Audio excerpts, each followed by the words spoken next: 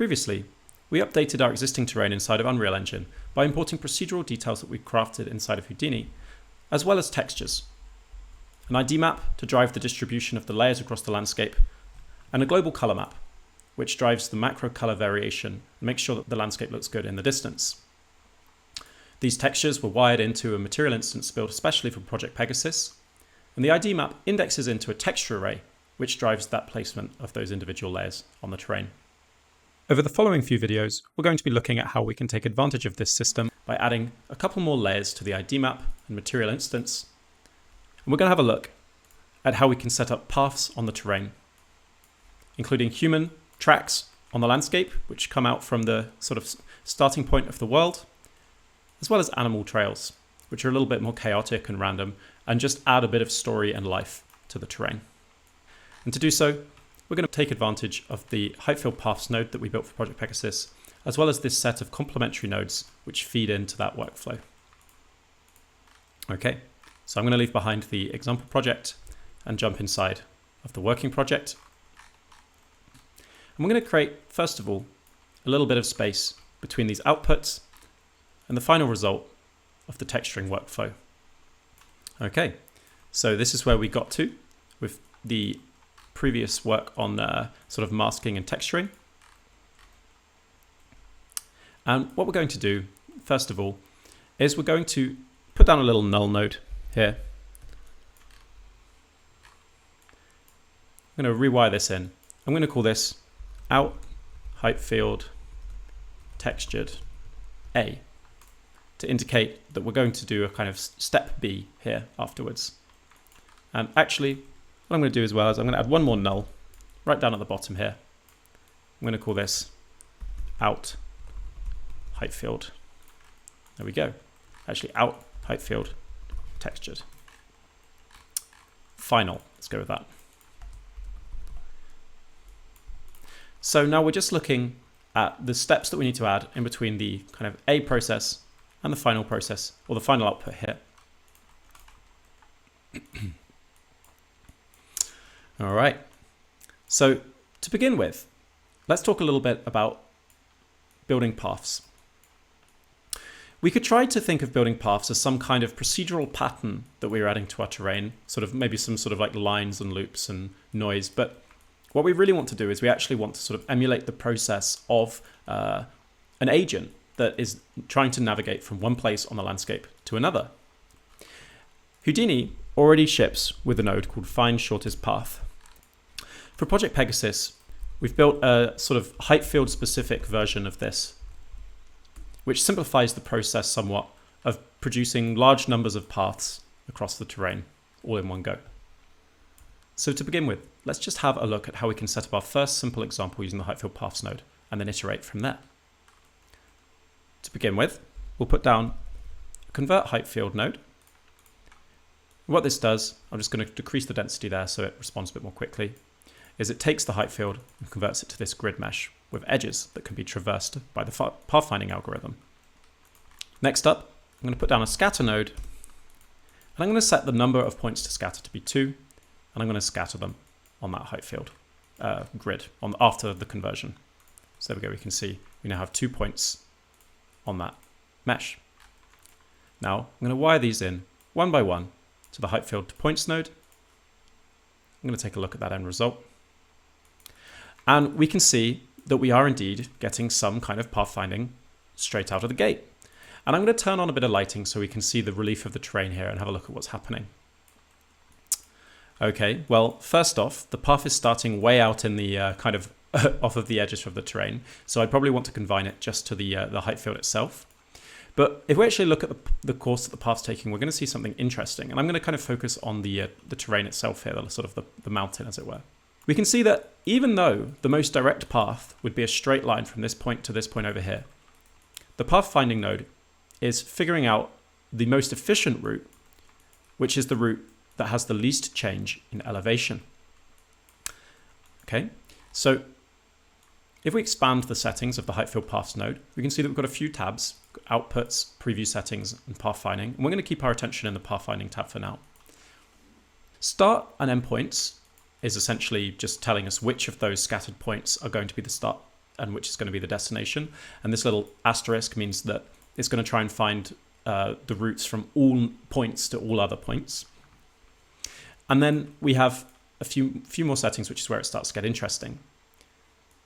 First of all, we see this distance cost scale. So this is just the cost that, or the amount in which distance is considered a factor. If we were to ramp this up really high, we'll see that the path that the algorithm tries to take is a little bit more direct, even to the point of trying to climb up the edges of the cliffs. Then if we have a look at the other cost factors, we have height being considered. When we have a look at this little menu over on the tab, it's actually the rate of change of height.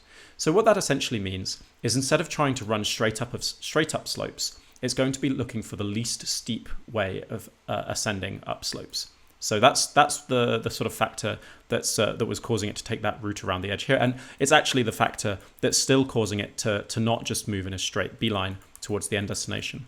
So there's a couple of things that we don't really want to see that currently are happening with this path here.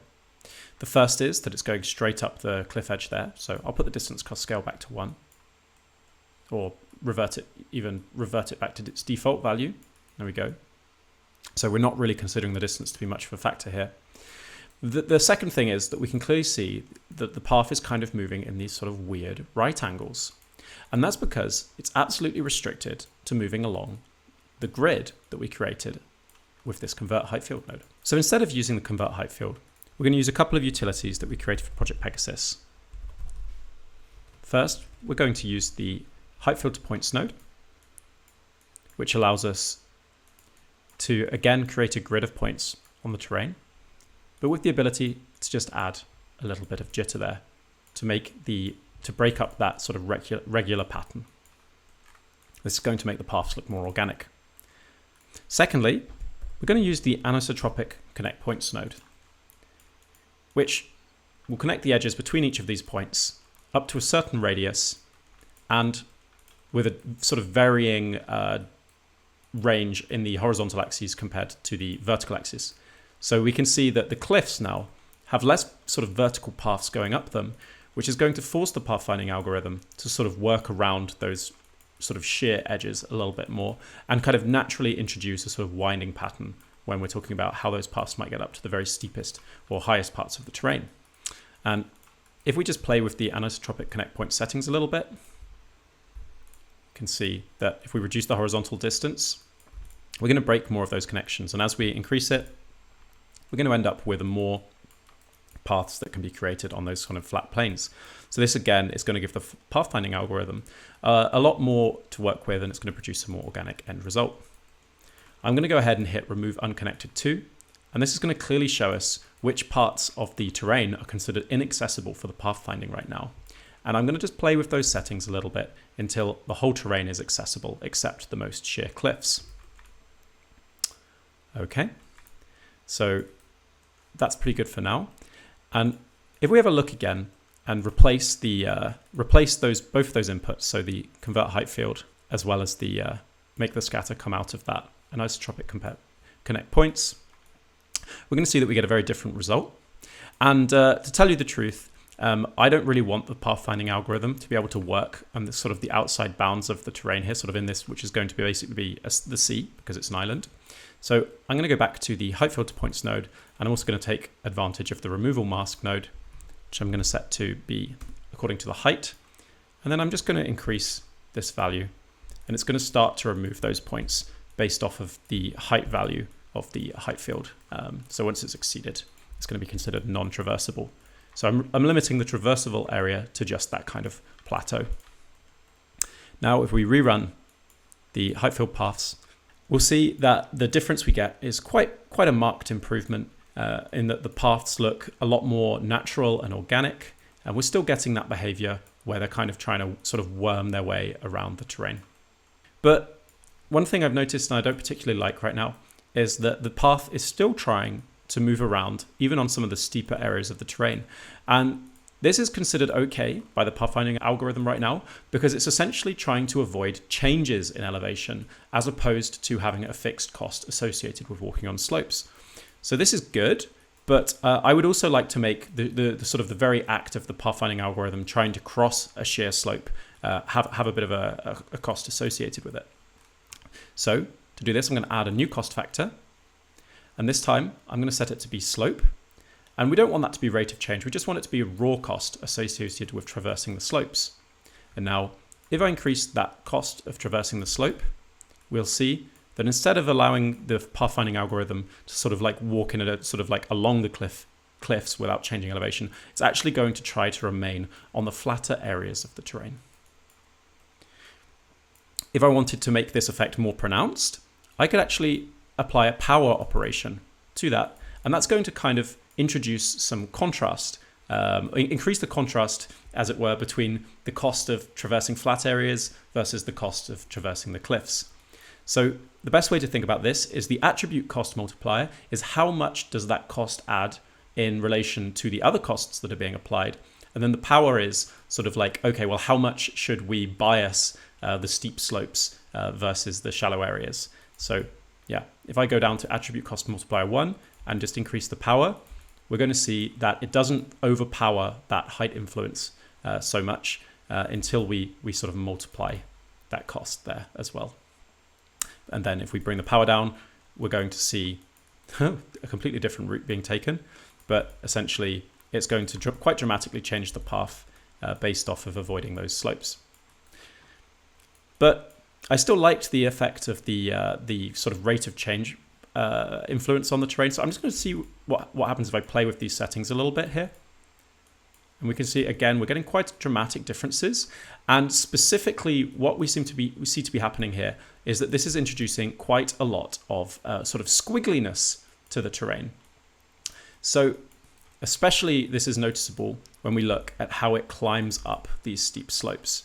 So if we just put it on 1 here, we're going to see that the path is taking quite a sort of direct route up the slope. So it's avoiding the steeper slopes, but then it's not really economizing the path up the slope.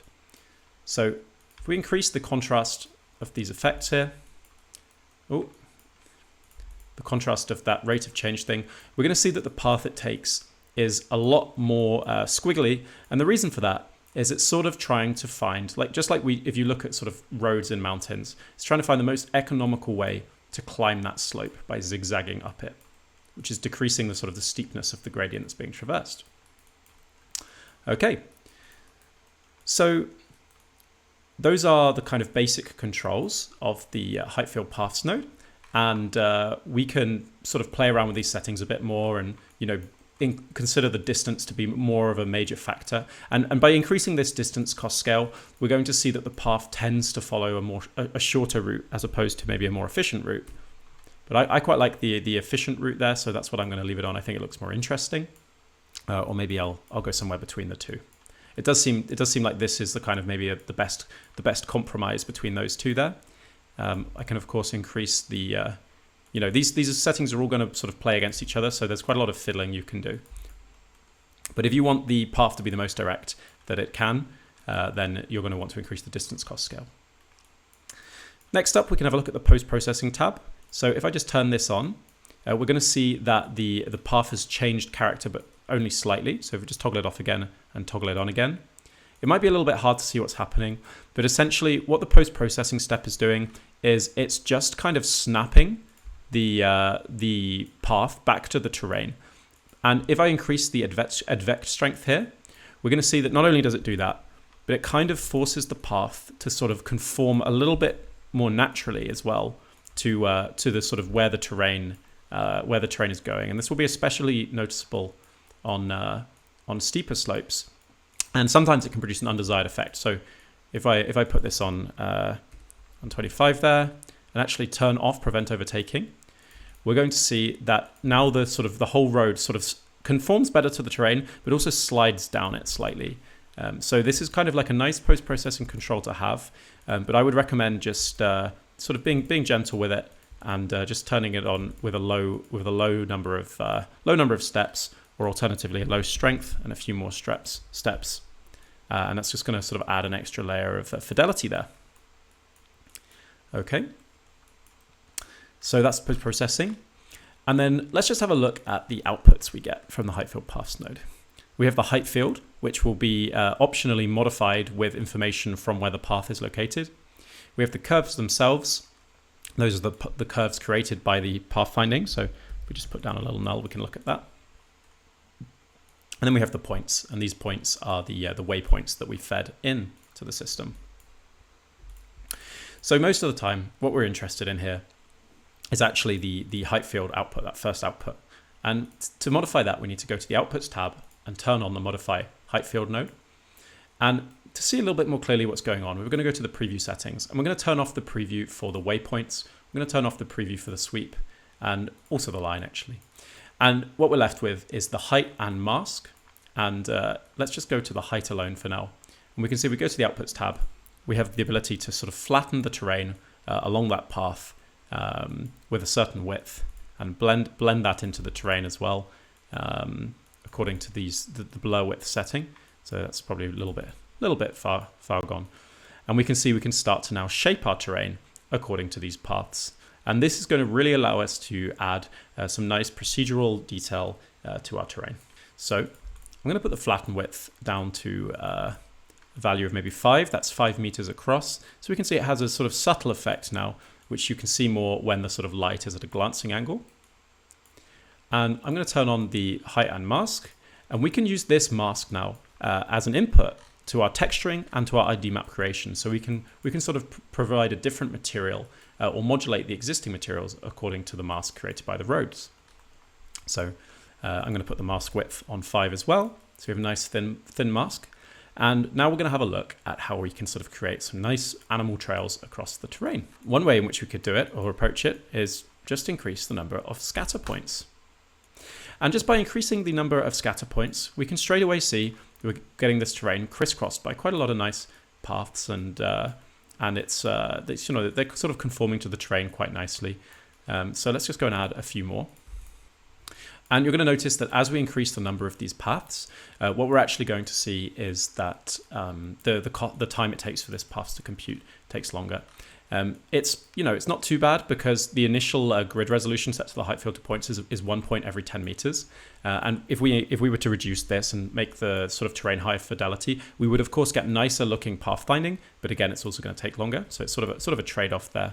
Now, this is starting to be kind of cool, but there's especially when you see it sort of worming its way up these cliff edges here, trying to find sort of somewhat plausible routes to take, I suppose. But I'm not really that happy with the kind of clustering we're getting right now, because it seems there are areas of the terrain that are very dense in paths and other areas that are less dense in paths. And this might be an effect that you're looking for sometimes. But in this case, I would really like to have a quite even distribution, because these animals have been on this, like think of them as sheep or maybe goat or deer. They've been on the landscape for millennia. So they'll have pretty much evenly crossed the entire landscape. It's not that big of an island after all. To achieve a more regular distribution, what I'm going to do is I'm just going to increase the point count up to 5,000, like so. And then I'm going to go ahead and put down a little fuse. And I'm going to set the snap distance to be 200. There we go. And that's going to give us a much more even distribution of points across the terrain. And lastly, just to ensure that it still conforms to the original grid that we scattered on, I'm going to say snap to least target point, least point number. And there we go. Rather than outputting the average position, which might not fall on the grid, we're using the least point number, which will definitely fall on the grid. And maybe I'll actually set that to 500, so we get a few less of those points. And then let's wire that in and see how that changes the result we get.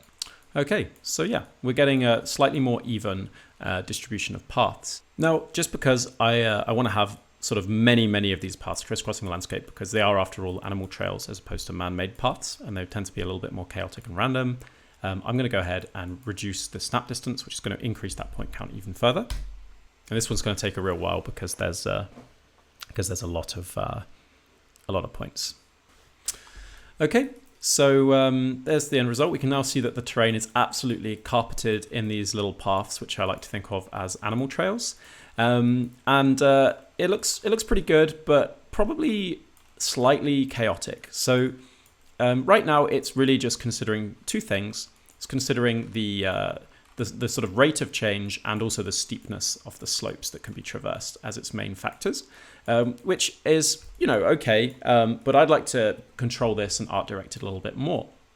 So just while doing so, rather than trying to recompute this huge thing every time, I'm just going to do a quick little scatter of 4 points And while we iterate on the style of the paths, we're just going to look at that end result there. Okay. So the height filter paths node has height and slope readily available as layers that you can use, but you can actually drive the sort of paths by any attribute that you see fit. So I'm going to delete that convert to height field, which I no longer need. And I'm going to do a height field mask by feature.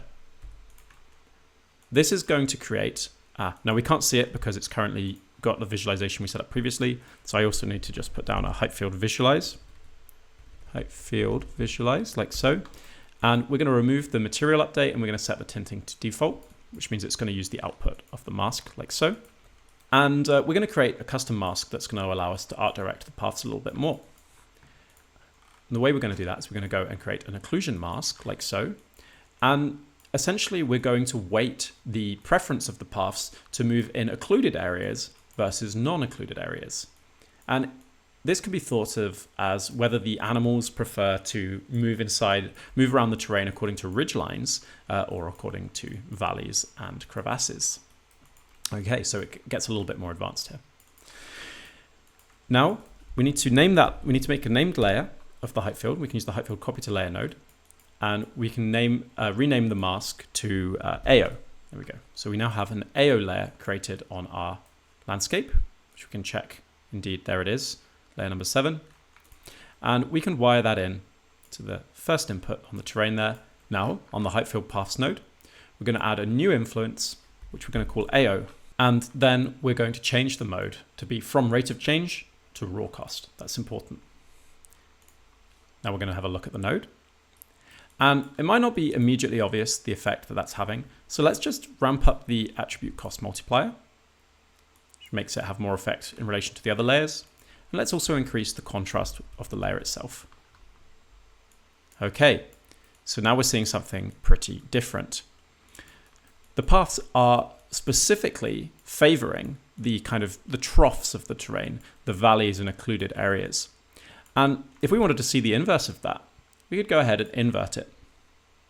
And we'll see that now, instead of preferring to navigate through those sort of valley areas, it's going to be looking at trying to sort of walk across those plateaus or more exposed areas. So this gives us quite a strong sort of way to sort of art direct the look and style of these paths.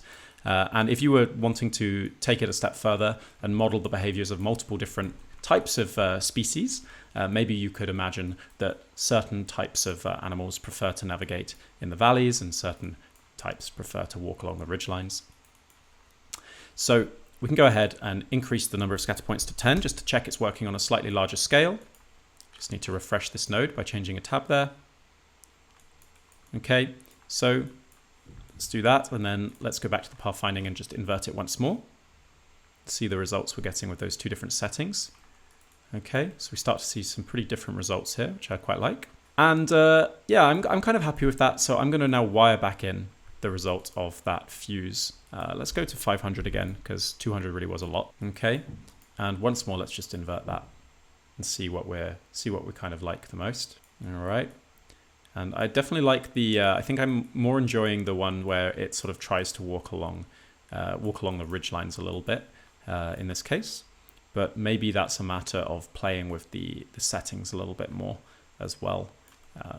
Because I definitely imagine sort of prey animals might prefer to sort of avoid those regions. Okay.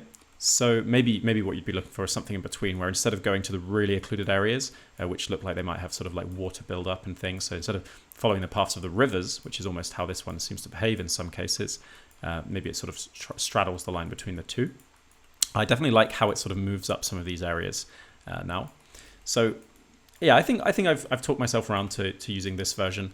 So let's go ahead and put the number of points, increase the number of points by decreasing the snap distance on the fuse once more. Okay, so there we have it. Those are our animal trails. And I think that by incorporating that AO control at the end there, it really lended a much more interesting and sort of realistic looking sort of pattern to the terrain beyond just following the sort of slopes and gradients. Trying to model sort of the preferences of the whatever creatures have been moving across this terrain here.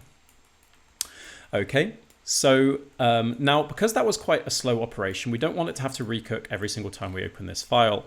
So what I'm going to do is I'm just going to put down a file cache node, which we're going to set to not be time dependent.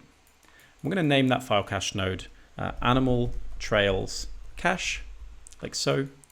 And I'm just going to go ahead and hit save to disk.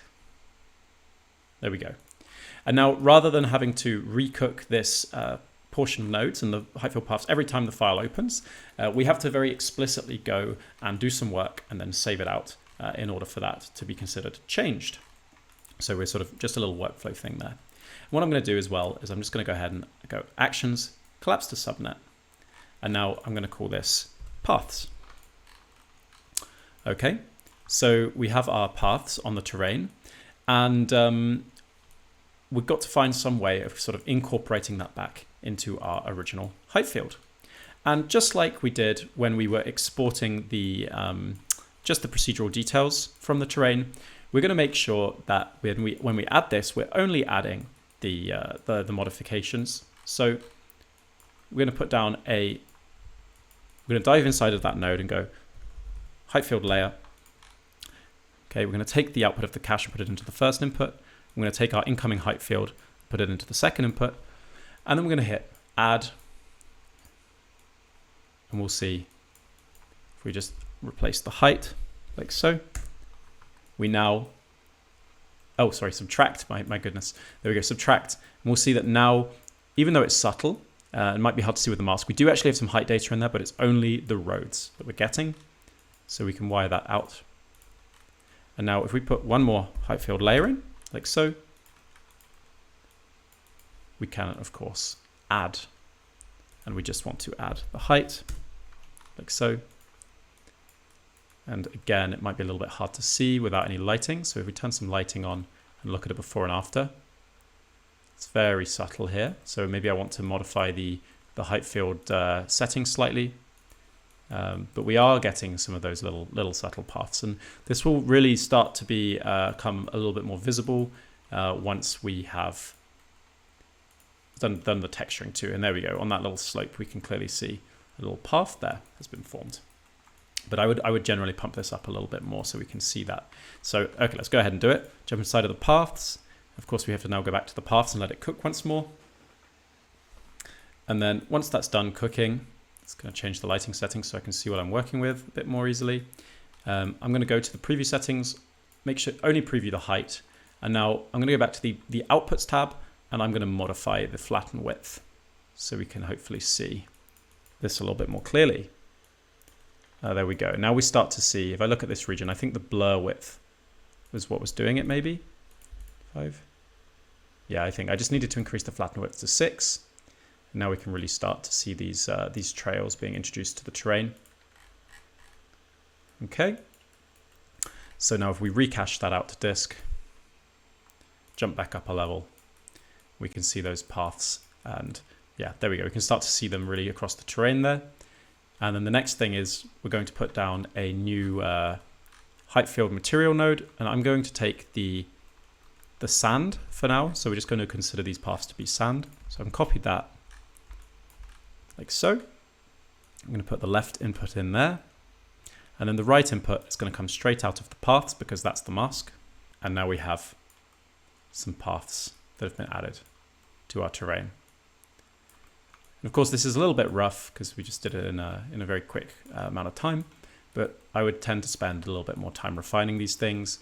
And you may want to also choose different textures for the paths according to which region of the terrain they are. Sort of blend them in, blend them out, make sure that they're not too strong. Maybe I will just do that very quickly. So I'll do a quick little height field remap. I'm just going to remap the mask layer.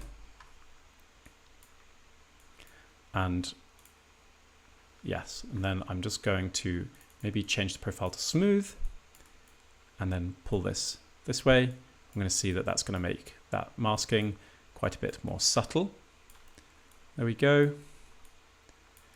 Okay. And then the last thing we need to do is actually carry that over to the ID map creation stage 2. So we're going to call this paths mask, insert that in there, create an object merge, and then we're going to go ahead, and this is actually slightly different. So in this case, what we need to do is we need to first of all add a new ID map layer to our ID map layers node. So I'm going to call this trails, leave it on white for the time being. And then I can just go and copy whichever one of these layers. I'm going to call this trails layer now. Write that in. Don't know why I've chosen paths here and trails there, but it's kind of the same thing. We have a look at our ID map output. And lastly, we just need to make sure that the texture atlas layer that's being targeted by this mask is that new one that we set up, trails. And there we have it. Okay. So this is going to allow us to assign different detailed textures inside of Unreal. And I'm just going to go ahead and, in order to keep things consistent, assign a color to all of these paths. A nice, bright, kind of yellowy color. Let's go with that. There we go. Okay. All right. So we have updated our ID map. We've updated our global color. And in this case, I showed you an example of how we create really quite chaotic looking paths, which is nice to add sort of a layer of procedural detail. But we can also use the path node to create sort of more man-made looking paths or more gameplay oriented paths. So I'm going to give you an example of how we can do that now.